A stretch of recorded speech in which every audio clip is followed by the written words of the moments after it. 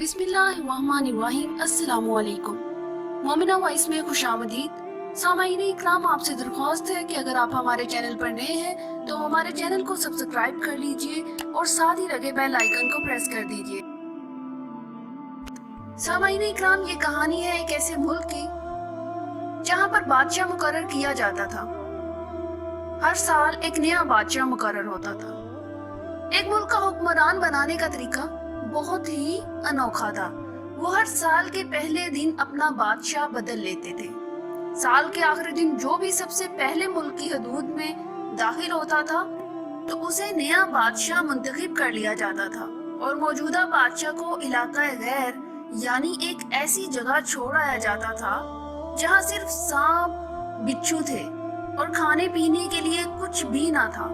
اگر وہ بادشاہ سانپ سے بچھوؤں سے کسی نہ کسی طرح سے اپنے آپ کو بچا لیتا تو بھوک پیاس سے مر جاتا تھا۔ جتنے ہی بادشاہ ایسے آئے جو ایک سال کی بادشاہت کے بعد اس علاقہ غیر میں جا کر مر کھپ جاتے تھے۔ اس دفعہ شہر میں داخل ہونے والا نوجوان کسی دور دراز کے علاقے کا لگ رہا تھا۔ سب لوگوں نے آگے بڑھ کر اسے مبارکباد دی اور اسے بتایا، آپ کو اس ملک کا بادشاہ چن لیا گیا ہے اور اسے بڑے اعزاز کے ساتھ محل میں لے کر آئے۔ وہ حیران بھی ہوا اور بہت خوش بھی۔ تخت پر بیٹھتے ہی اس نے پوچھا کہ پہلا بادشاہ کہاں گیا؟ تو درباریوں نے اس ملک کا قانون بتایا کہ ہر بادشاہ کو سال کے بعد جنگل میں چھوڑ دیا جاتا ہے اور نیا بادشاہ چن لیا جاتا ہے۔ یہ سنتے ہی وہ ایک دفعہ تو پریشان ہوا، لیکن پھر اس نے اپنی عقل کو استعمال کرتے ہوئے کہا کہ مجھے اس جگہ لے کر جاؤ جہاں تم بادشاہ کو چھوڑ کر آتے ہو۔ درباریوں نے سپاہیوں کو ساتھ لیا اور بادشاہ سلامت کو وہ جگہ دکھانے جنگل میں لے گئے۔ بادشاہ نے اچھی طرح اس جگہ کا جائزہ لیا اور واپس آ گیا۔ اگلے دن اس نے سب سے پہلے حکم دیا کہ محل سے علاقہ غیر تک ایک سرسبز و شاداب راستہ بنایا جائے اور اس جگہ کے بیچوں بیچ ایک ایسی رہائش تعمیر کی جائے جس میں ہر قسم کی سہولت موجود ہو اور اس کے ارد گرد خوبصورت باغ لگا دیے جائیں۔ بادشاہ کے حکم پر عمل ہوا اور تعمیر شروع ہو گئی۔ کچھ ہی عرصہ میں سڑک اور محل وغیرہ بن کر تیار ہو گئے۔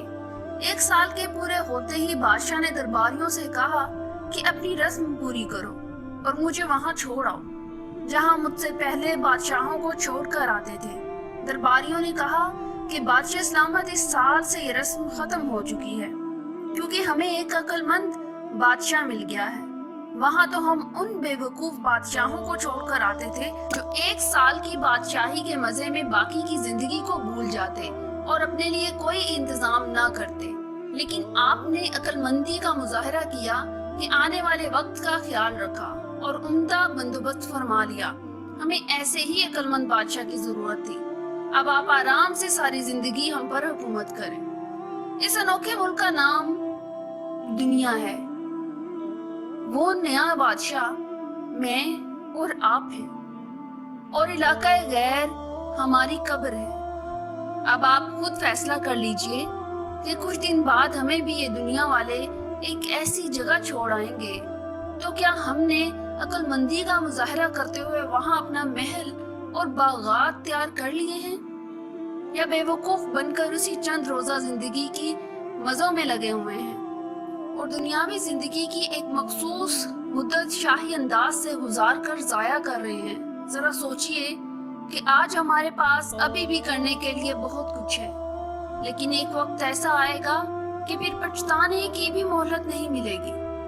اللہ ہم سب کو اپنی آخرت کی تیاری خوب سچی فکر کرنے کی ہمت اور توفیق عطا فرمائے۔ آمین۔